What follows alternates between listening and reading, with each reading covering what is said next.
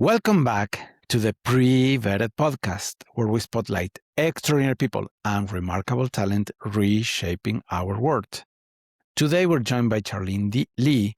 She's an expert in business transformation strategy and disruptive leadership, and a New York Times bestselling author of 6 books, including The Disruption Mindset.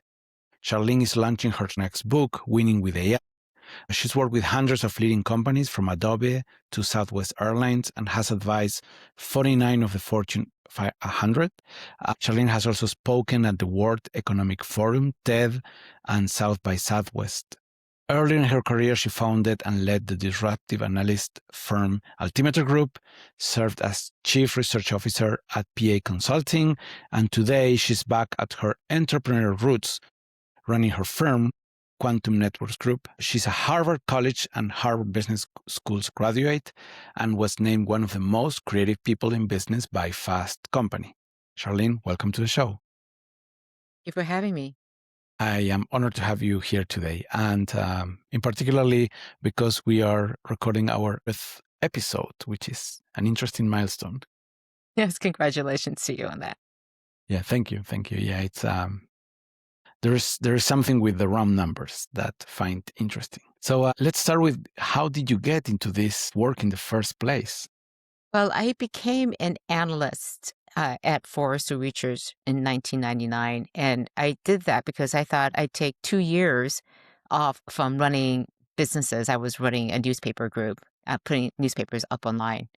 I was just tired of managing people because I just had my first child and I was about to probably have a second child. So I'm like, I think I need to take some time off of managing people and just manage my family. So I'll be an analyst for a little while.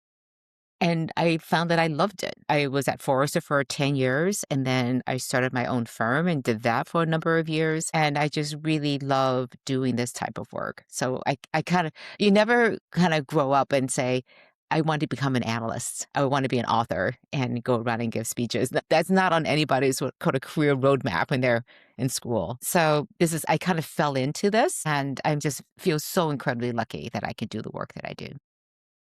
Amazing. Yeah, I mean, it doesn't have a lot of appeal for kids, right? When you don't think, I want to grow up to become an analyst, right? But there's so many rewarding jobs that once you get into it, and you appreciate everything that entails, then you fall in love with the job. That's amazing. And what made you decide to write about AI on your book, Winning with AI now?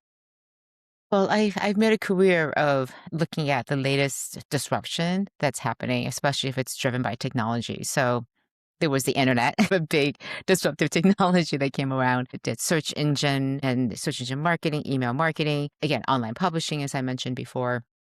And then, of course, social media. I wrote my first book about how companies could use social media. And so just have been very much at the leading edge of all these different changes.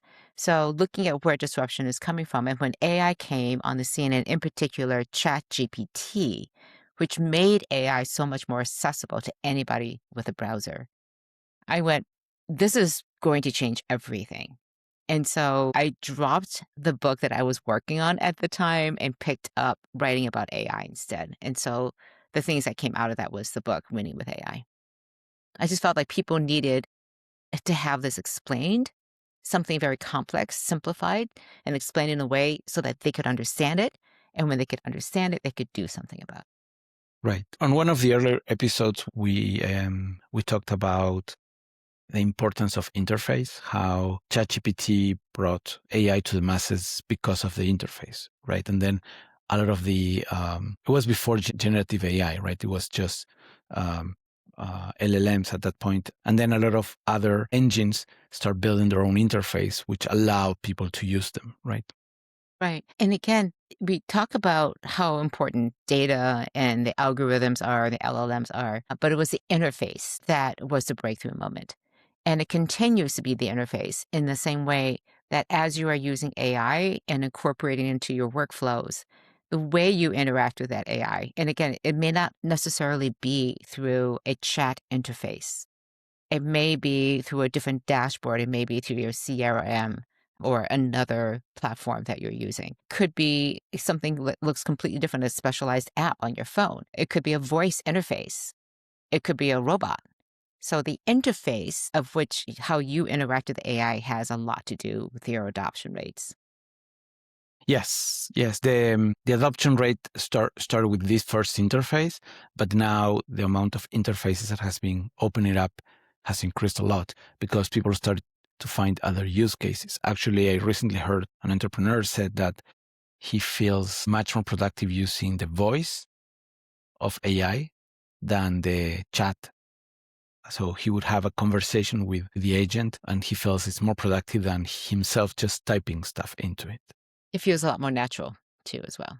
Right, right. I come from the technical side. So for me, the keyboard becomes the most efficient way to provide input to the computer. But his argument was, well, when I'm talking about, ideas and being creative and being able to summarize and expand different ideas, then he found a conversation much more efficient, right? Right. And again, I think it depends on the task and also the person, which interface actually makes the most sense.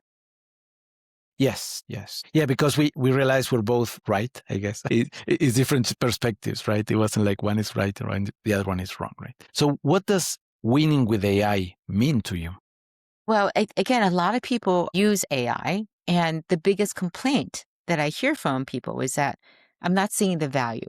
I don't understand the ROI. And I go, is that really what you want AI to do with you? You want it to make sure that you get some sort of return on investment, that you're investing in AI, whatever amount it is, and that you're getting a return on that. And I'm like, but what do you really need the value to do for you? And I think in the end, what you really want to do with AI is to help you create or maintain or extend your competitive advantage that allows you to win. And what I mean by winning is whatever your definition of that is. Is that beating the competition? Is it helping your customers? What are the things that really matter to you? What's your definition of success? Whatever that is, how can you use AI to support you in that definition of success, in that creation of value? Because it could look very different if you're a school or a hospital, a government, a bank, a nonprofit. They could all look very, very different, your definition of what winning means. So, but again, in the end, we all have this desire to win. And the book is all about how AI can support you in that effort. Right, right. The goal has a personal meaning. The definition of winning has a personal meaning. Yeah, and it's not just personal. It's personal to you as a person, but also to your organization. And when organizations say, I don't know how we're creating value with AI, my first question back to them is, what are your biggest strategic goals? What are your biggest problems that you have to overcome? Now apply AI to those goals or those problems. And that will guarantee you that you're creating a lot of value, that it's being used in the way that's helping you. So if you just sit there and go, well, what can AI do? That's not helpful because they can do so many things. But if you ask instead, what can AI do for me? How can it help me achieve my goals and my objectives? That's a very different question. And you would answer them in two very different ways. And the second way is much more productive in terms of helping you figure out what you can do with AI. Right, right. I think we were talking a little bit about this before, where we become the leading of a team of agents, or even if a team of one, right? But this idea of we have a lot of eager agents wanting to please and help. We just need to point towards where we wanted to go, right? And then they're going to facilitate us, even if we don't know the path. We know the direction we want to go. The agents can help us find the path and then move it forward, right? And I want to simplify it even further. It's not even just agents. Let's just call it AI. Again, it may be in the form of a agent that is optimized for a particular workflow, but it may also just be this exploratory AI that's saying, look, let's figure out there's these opportunities here which are the best ones for us to do right now, which one would give us the biggest strategic advantage, which of these can we do right now. So that may be something that you do as a quick win to establish a foundation on which you can build. I mean, there's many different ways to approach it, but knowing what you want to accomplish, what are your top strategic goals, not all of them, but your top strategic goals, the ones that are meaningful to you and your organization, then focus on using AI to create value against those things. And it won't be easy because these are big, huge problems that you're trying to solve. It won't be fast, but again, it's something worth the fight, worth the effort to go and figure out how to use AI. It won't be obvious, so you've got to put the work in. In your book, you talk about a 90-day plan instead of a long roadmap, right? Why did you choose a short term instead of a long? Well, again, the biggest question that we get from people is, where do I start? Right. Like, I'm doing all these different things with AI. None of them are really creating value. Where do I start? What is the first thing I have to do? The second thing I have to do? The third thing we have to do? So we said, look, just focus on the first 90 days. And part of that 90 days is figuring out what your roadmap is. So you're laying the foundation. So of course, you have a longer strategic roadmap of what you want to do with your company. We're not addressing that. We're assuming that you have a strategic roadmap that goes off into the future. You have that. If you don't have that, there's a different problem that you should be solving for first. But you have a strategic roadmap, you know where you're headed. And what we're doing is, how do you take AI and for 90 days, make sure it aligns against that roadmap, against that strategic plan? And so we're going to help you create a shorter term roadmap. We're going to give you exactly what to do for 90 days, a week at a time. And that will actually create a roadmap for 18 months of how you're going to create value every single quarter. And it seems insane in some ways to plan out an AI roadmap for 18 months when everything is constantly changing. But I do believe that it's so important to have a roadmap to say where we want to be 18 months from now in terms of capabilities and value we're creating, because then you know what to do today to create that value 18 months from now. Otherwise, Right. you're just going to do what's the easiest thing, and it may or may not be creating the value that you want to create down the road. The value is on building the plan, not necessarily the plan per se, right? Because the plan Right. could And we change. also like to say that the strategy is written in ink, but the plan is written in pencil, so that you can change the plan as the technology changes, as your capabilities change, as the competition and the landscape and your industry is changing. So you should be able to revise that roadmap.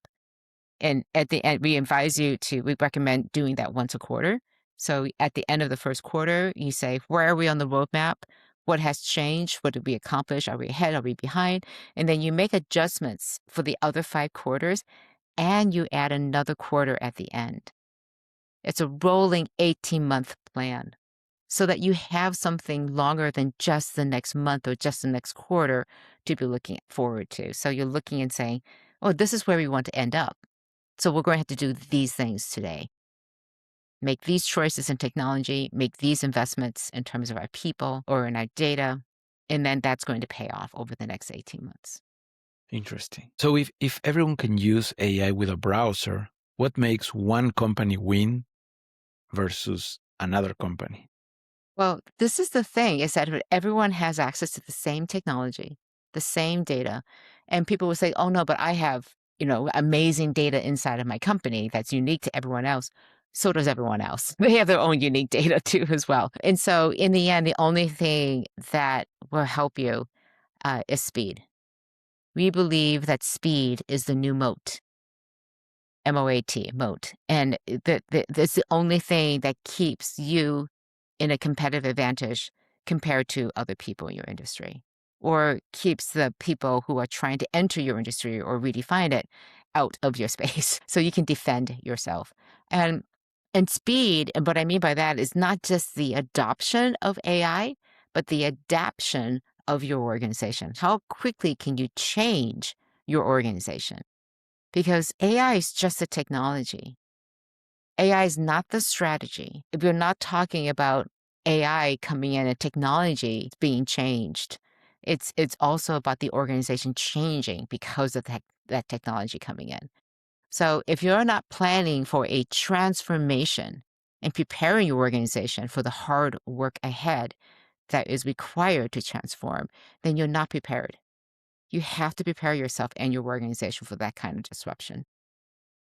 Right. And on the book, you describe more detail how people, leaders can prepare, right? Yeah. And the key thing here, I think, is that if you can think about AI again, not as a technology, and this is the biggest mistake I think that people do, is they think about AI as a technology. So they give it to their technology people and say, implement this technology. They're not treating it like a business issue, like a transformation opportunity.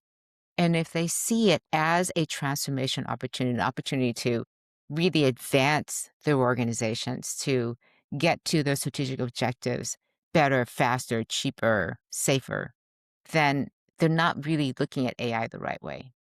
They're looking at it as a technology, like a calculator that you can pick up and use when you need to.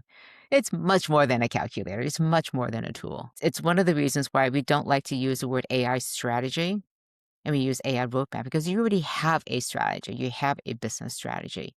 This is an AI roadmap to support your business strategy. And what will you do? What won't you do on that roadmap? You can change it. You can call it a strategy if you want, but just be very clear.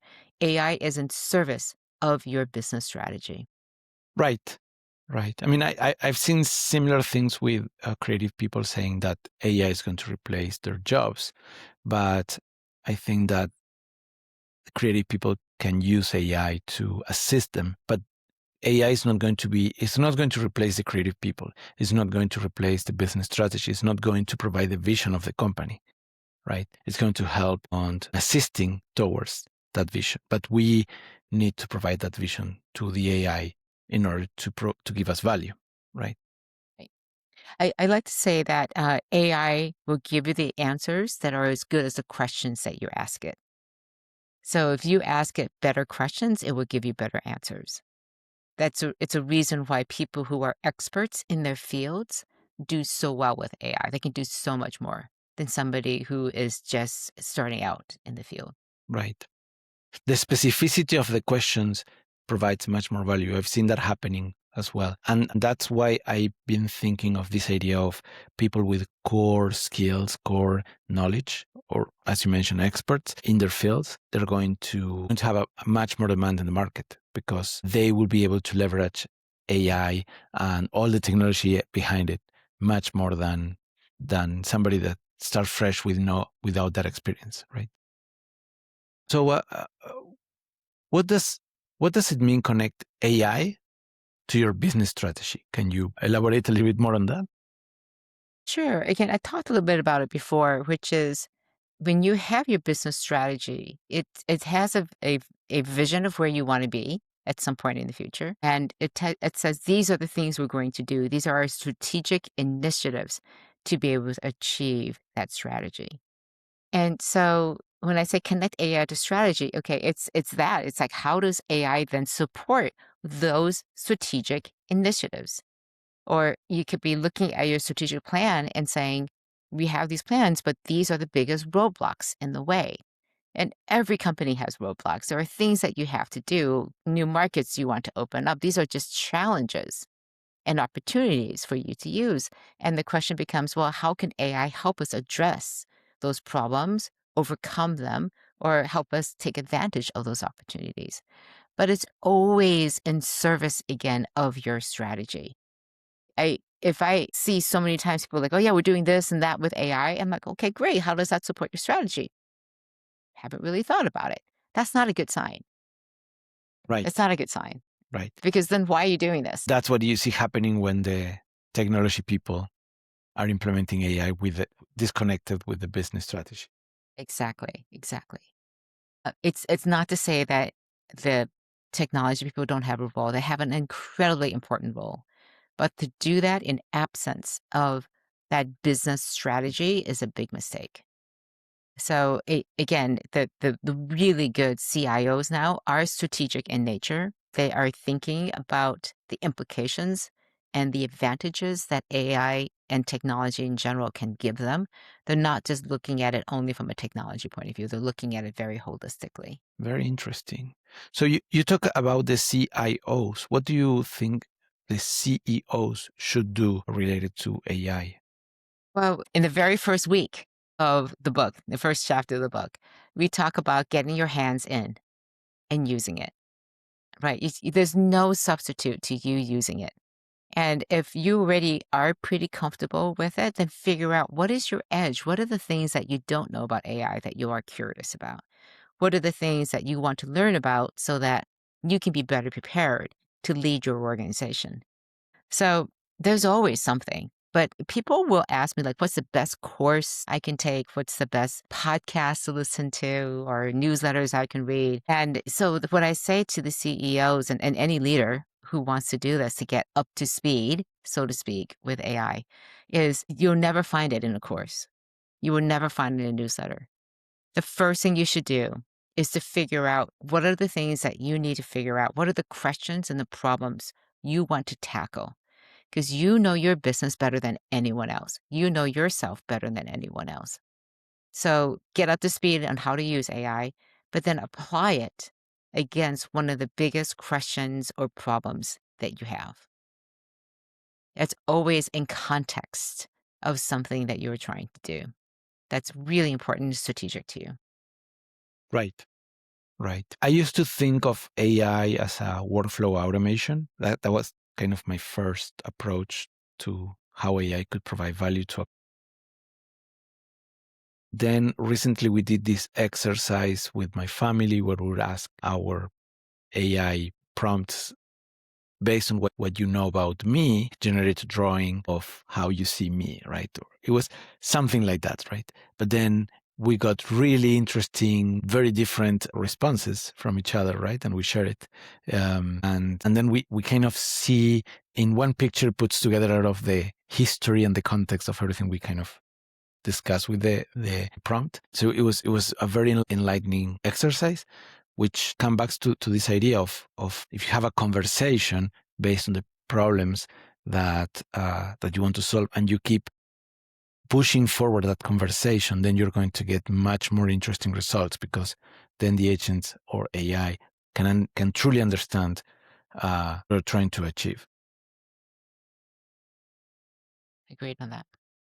Yeah, I used to think it was more of a input and output, and that's it. But now I'm realizing it's more of a this ongoing conversation, right? Right. So, why do you say it's about people and not technology?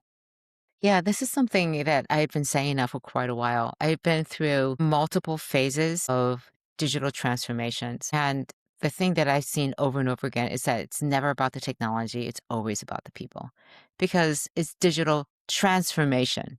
There's a digital technology part, but the transformation part is about people.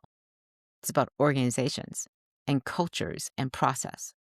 So I think it's so important to understand this isn't just a technology that you put in place and then push a button and it works. The organizations that think that's the case, like, well, I'm deploying AI, how come it's not working? Well, you haven't trained your people on how to use it. And like, oh yeah, I guess we should do that. I'm like, yes, absolutely. And so it's just overlooked over and over again.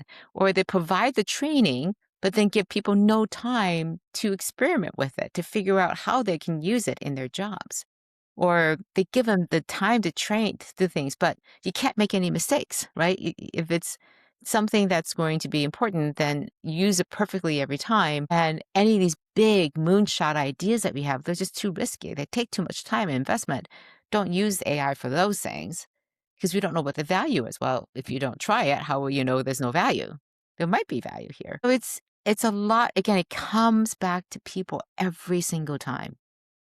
It consistently always comes back to people, and AI even more so, because you could just look at it as a replacement tool, and some companies do. I can just replace all these people with AI, and I don't need the people anymore. And you realize that oftentimes if you don't do this the right way, if you do it too quickly, you do it too much, it's the only focus, etc., then you could really shoot yourself in the foot. Again, not have a workforce that has some sort of leadership ladder. You could be not investing in critical thinking, and then people get just not as diligent about making sure that the results are what they could most likely be. Again, the ways to win are oftentimes not just low cost, but differentiation. And if you clean out all the creative thinkers in your organization, all the people who are bringing in new ideas, then you're not going to be very innovative. You're not going to have that friction that allows for innovation. Right, right. And we cannot expect AI to innovate for us. Again, AI won't do the innovation. It's you asking AI the questions that allows for the innovation to happen. But the innovation starts with the people using AI. I haven't been able to figure out how to trust the decision making of AI. I mean, how can I delegate to AI more, uh, more complex tasks where decisions needs to be made and be able to trust it, given that it's non-deterministic, right? Yeah. So here's the question is how do you learn to trust a person when you're bringing them into a new job, a position where they don't know how to do it? You train them. So you show them how to do it, then you watch them do it along with you, then you watch them do it on their own. And when you trust that they know how to do this complex task, then you let them do it on their own without maybe a little bit of supervision from far. And then you just let them do it completely because they got it, they understand it. AI is exactly the same. The thing is that when you're training it, you may notice that there's some variability in these things. And so the question becomes, how do we train it so there isn't that variability? Or do you actually want that variability because it reflects the fact that there is not ever a single right answer, and that it really depends on the inputs that you have. So you can then figure out if you're getting still what we call hallucinations or variabilities that are unacceptable. Is it the data? Is it the query and the task that we set it up to? Is it the QA? You can build quality assurance directly into the agents, where it's another agent that says, you delivered this result, and like a human, that doesn't match what our standards of success and quality are. Go back and do it again. And I suspect that it's the data inputs that aren't good, so go choose a different data source. Or your reasoning is not right. You fell apart on this. And so we can build AI to check AI Right, in much the same way. So we can move the human out of the loop. So it's right now the gold standard is have a human in the loop, but the question becomes when can we get the human out of the loop? And every organization is going to have a different threshold for when that's going to be. right, right. Because as you said, if there's no margin for errors, then how can we trust them? How can we trust AI, right? We need some, and as you describe it, it's we need to treat it as a new hire or as a person that it's going to be it's non-deterministic. It's going to make mistakes and it's going to learn based on the training and the experience, right? Yeah. And people make mistakes too. Yes, And yes. we have the safeguards in place to help catch that and to do quality control and to do improvements. And AI can do exactly the same. I think that's an interesting take that we should think it more of as a person. And I can understand that leads to the replacement idea, which I don't think that should be the approach for AI, right? It should be more as an assistant, right?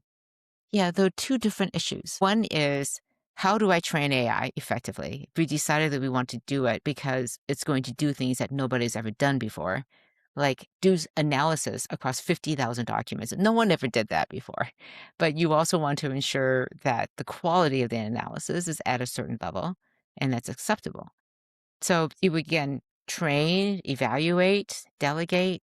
And then the other part, the question I think is not so much will AI replace us as we know that if we do not stay up to date, if we do not constantly improve our skills and our knowledge and expertise, that we will at some point be outdated and it will be either another person or technology that replaces us. So I do believe that AI will take jobs. Hopefully that the jobs that nobody really wants to do or that it can do much better, and that allows us to do the things that are really interesting and challenge to us rather than these mind-numbing routine, high volume things that AI just is perfect for doing. For those repeatable tasks, I think is great because we as humans get tired of doing the same task over and over again. And then we get fatigue and then we lose focus and then the quality drops, right? Um, so I can see how AI would support us on that. Yeah, and as you said, I think it's the replacement theory is going to happen on the organization level, right? A company not implementing AI is going to be replaced by a company that is using AI, right? Right. Yeah, but then on the expert level or the individual level within an organization, I think it's more about adapting to work with AI rather than trying to fight it, right? Because then they're going Right. to get out of job, right? Yeah. And how should leaders help teams feel more confident about using AI? Well, a couple things. First of all, look at the fluency levels of your people. Do they feel like they're fluent with AI? And what I mean by that is, one, they understand what AI can do, what it can't do. They are comfortable and confident about the way they are using AI in a responsible and ethical way. Third, that they can use AI to help them with their job. They have the beginning and the foundations to be able to say, "Oh, I can use AI in this situation," and actually apply it to help them do their jobs better. And then the fourth area, and this is kind of a bit tongue in cheek, you can teach it to other people. Because when you can teach something, it says that you have enough fluency with it to be able to explain it to somebody. And also, it just crystallizes your learning when you can explain it to people because it has to be organized in a way that you remember it. So the soonest that you can teach something you know to somebody, the sooner you will have it ingrained in you too as well. So I do believe that 2026 is going to be the year of AI fluency when people are investing heavily in not only the top-down training, which is really good for the first two things, like what does AI do and what doesn't it do well, and responsible and ethical AI. Those things can be from the top down. But it's also from the bottom up. How do I use AI for my job? And it's talking to somebody else who does a similar thing to you, either in your department or maybe in a completely department. But we're still using AI to do many of the things that we want to do. So I do believe that it's going to be very important for companies to figure out how they can get their organizations up to speed as quickly as possible. Right, right. Interesting. And what do you think is the hardest people change you see with AI? I think it's giving up your sense of identity. If your identity has always been, I remember this bank talking to me and saying, we had 90 people in our check reading group. These are people who would read the checks that the machine couldn't. The machine just couldn't figure it out. So, like some small percentage are actually processed by humans who can look at it, do research into it, figure out whether it's real, fake, whatever, and then process it. That has gone from 90 people down to 5 people in their bank. So, that is the hardest change is to say, if your entire identity is about being a check reader or about being a certain thing, and that is what it is, and it's fairly brittle and rigid about what your definition of what you do and how you add value. And AI comes along and blows the whole thing up. Says your job doesn't exist anymore. If it does, we need a fraction of the people to do that. Now, who are you? What value do you create?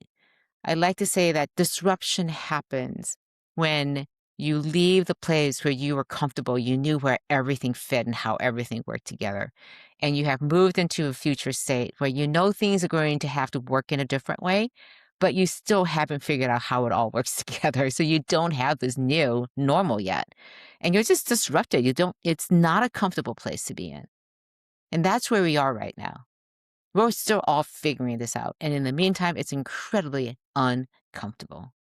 And so the biggest mistake and the hardest people change to do when it comes to AI is to prepare people for this change so that they can get ready for it. They understand what it means, that this is going to go on for a while, that we're just going to be going through a constant series of transformations, and we need to go fast.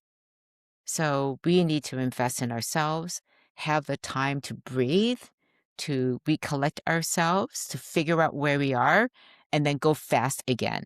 So it's important to understand that this is about dealing with disruption and identities. And these are really hard, hard things that we're asking people to do. So give them the support that they need. And Yes. organizations are sitting there, yeah, this is going to be hard, tough your way out of it. Like, no, you can make it a little bit easier here. I'm not asking you to take away all the friction, but you can reduce it a lot. And the organizations that do a really good job of changing in a disruptive way pace themselves. They're moving super fast, but they're doing it in a way that they are preserving the humans. They're making sure that people are rested and can think fully. They're not completely running to the ends of their capacity so that there is this room in this space to experiment and learn and grow. Right. Right. Yes, because I've seen this happen when internet started and so many other technology disruptions where it was a little bit chaotic, but then some of the projections in the future were accurate, most were not, right? So the future was uncertain, but then some people lost their jobs because of it, but then eventually they were able to adapt and find new jobs to start working on the new market. And then there are new jobs that we might not see coming today that are going to come in the future, right? Absolutely. I think there's some research that shows that 40% of the jobs today didn't exist even 40 years ago. And you see this constantly. Who had content marketing specialists in their organizations even 10 years ago? So Right. again, things are constantly changing. New skills. Again, I think the best skill you can have is the ability to learn. That is the most important skill. And so if you keep that up to date, you are trying to learn. And one of the things that you have to get comfortable with AI is that you're never going to learn all of it. So it's one of the hardest things that leaders have a problem with is that they don't feel like they can do anything with AI until they can feel like they completely understand it.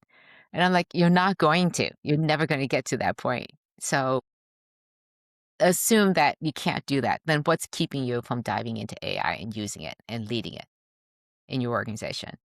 I love your analogy that it's like a human because you never fully know a person. There's always something new that can surprise you. So it's non-deterministic in a way, a human, right? And if we think the AI like that, that analogy holds. And I agree. Yeah, the amount of information that it's processing, that it's learning, it's more than we can fathom. Okay. Yeah. So Right. let's talk a little about AI hype. What should leaders ignore and focus related to AI hype? Well, again, I think there's just so much news, and you could spend all day reading just news reports, and you will not be better off than you are today. So, what I like to say is focus on, again, it sounds like a bit of a broken record, but really focus on these are the problems I need to solve with AI. These are the opportunities we need to explore. Be really focused on your business, and because you understand your business better than anyone. And so, really, to help you deal with AI hype, start with those things that you know about yourself and your organization. And then from there, keep asking, okay, here's a new technology in AI. How can it help us achieve one of these things that we have on our goals? How can it help us address these problems? And so that digs through the AI hype very quickly because when you talk to a vendor, you go just stop telling me about the features.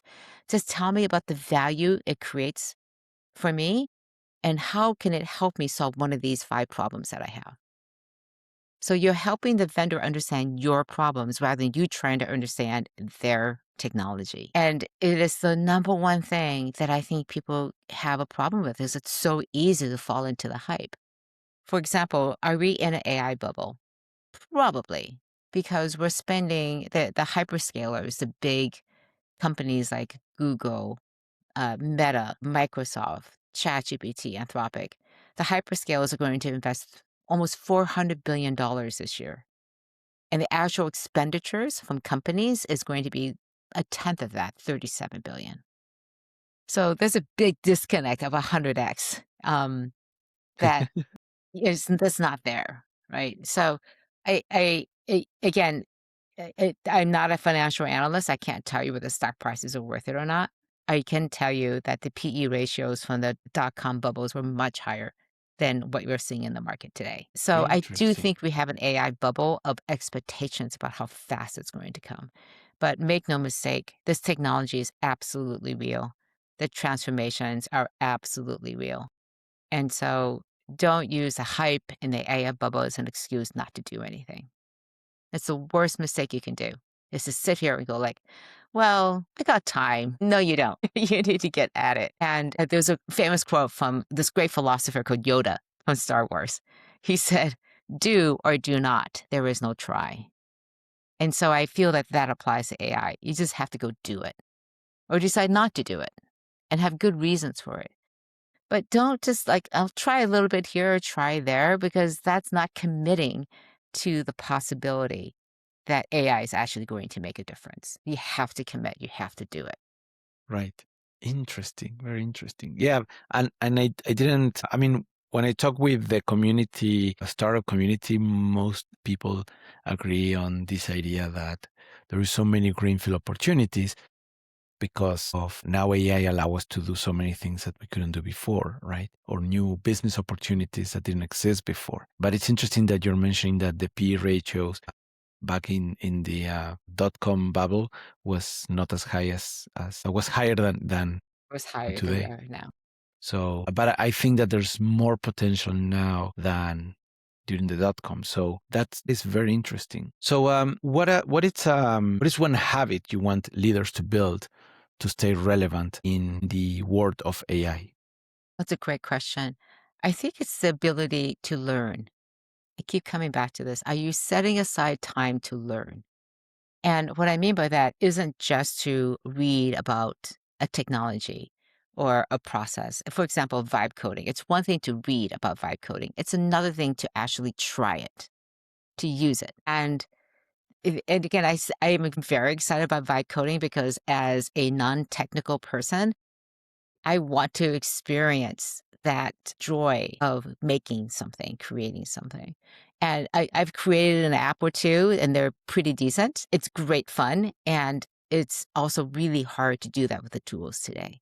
But I think they're going to get much better, much faster. And if you think about every single employee having the ability to use these agentic tools to modify the way they do their work, and everybody has their own customized, personalized agents because everybody does their work differently.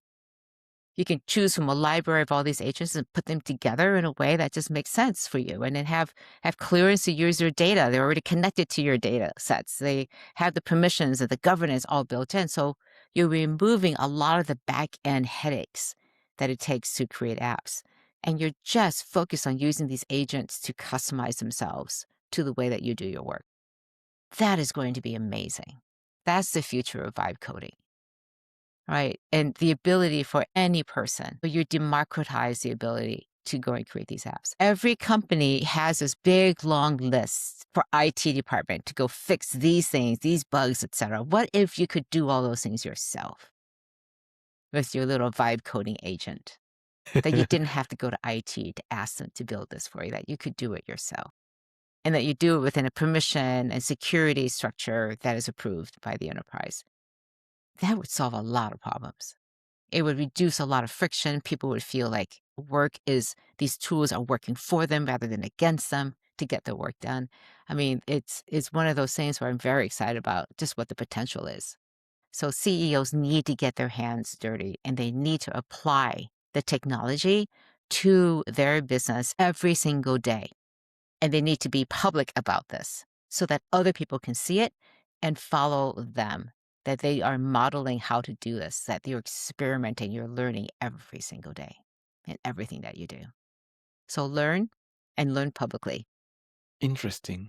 Very interesting. I have I don't know how to ask this question, but it's about shared experiences, right? I mean, uh, I have mixed feelings about the democratization of vibe coding or any other when we lower the entry bar to build something, right? Because on one side I agree that now we have more people that could provide value, could solve problems that couldn't do it before, right? A non-technical person now could build an application, right? But then on the other hand, that barrier would maybe it's wishful thinking, but is would allow us to plan better, to build better tools, right? Although sometimes it was it was bad planning, which led us to frustrating tools, right? Well, I like what the potential is. You have a workflow. I mean, you're in the workflow as a person, as an individual contributor, and you're looking at the workflow. You're like, this could be done in a better way. We could use AI to change this part of the workflow. Let's Right. let's let's try and see if that works. And it may or may not work, but you give it a try and see if it works. And then, oh, okay, that worked, or it didn't work. I'll try something else next time. That kind of learning is incredibly valuable to an organization. It's not like you're going to redesign everything in the back end for the entire company. You're just taking your workflow of, for example, processing one type of claim in the company. But if every single employee does that, evolution happens. So this is what speed looks like. It's when you can enable somebody at the front lines that they have the confidence to be able to make these changes, know that they have the permission to do that, know how they can do it safely, and know that they can improve this to be better, faster, cheaper, again, safer. Those are the things that are really important and requires that we trust our people to do these things, but also that we put the guardrails to make sure they know what the boundaries are. Innovation takes a lot of work. It isn't like just go out there and innovate. It takes a lot of work to structure things. And so I do believe in having what we call Goldilocks governance. Not too much, not too little, just right to keep everyone safe, but also to keep everyone moving fast. Right. Freedom to be innovative, but also controls and checks and balances. They work within a safety net, right? So if every organization has their own different personalized approaches, right? And probably maybe this is not a good analogy, but something similar happens on the social networks, right? The algorithms show us what each of us wants to see, which kind of reinforces, and then we have completely different experiences, right?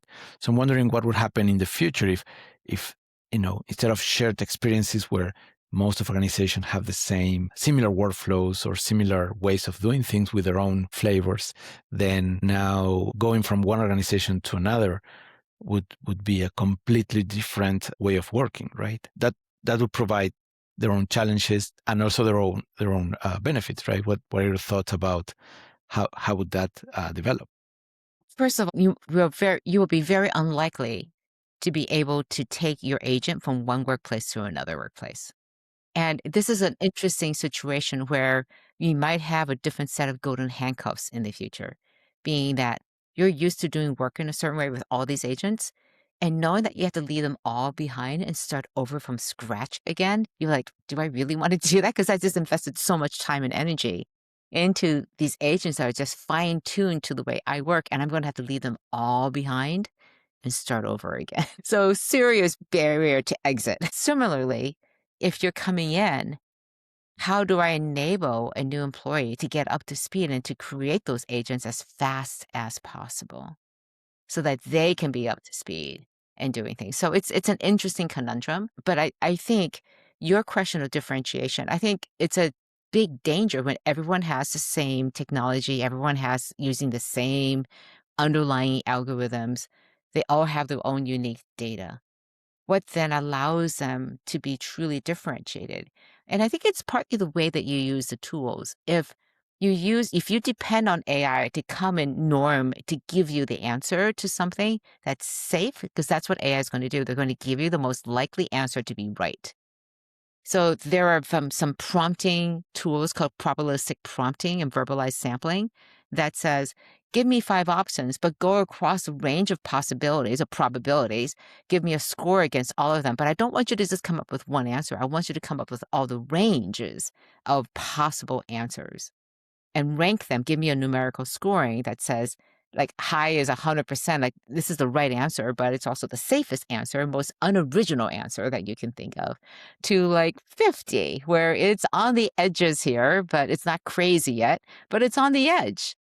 And you will get very different results because AI has been trained to give us one answer. And that one answer Right. may or may not be right. But if it's a spectrum of right, then you're much better off seeing the spectrum and all the probabilistic potential that's in between. So it's again knowing what AI can do and what it can't do, knowing what it's good for, and then how to use it in a way that's going to meet your needs. But I think this whole idea of differentiation is going to be something that's really important because it's the people, again, who can use AI in a smart way, use it to ask the most original questions that no one else is asking. It's testing a hypothesis of what you believe the future is going to look like. And then if your future looks remarkably and markedly different than anybody else's, that will be a very creative answer that you get out of AI because no one will have asked it these questions. Right. And you can push the AI to give you not the average answer, but also the spectrum of possible answers. You can push the AI to do much more. It's just, it all starts with you as a user knowing what you can and cannot expect from AI, right? So Charlene, we're running out of time, but I could keep talking with you because it's a very interesting topic. But I truly appreciate you being here today. Thank you very much for your time. Thank you, Charlene.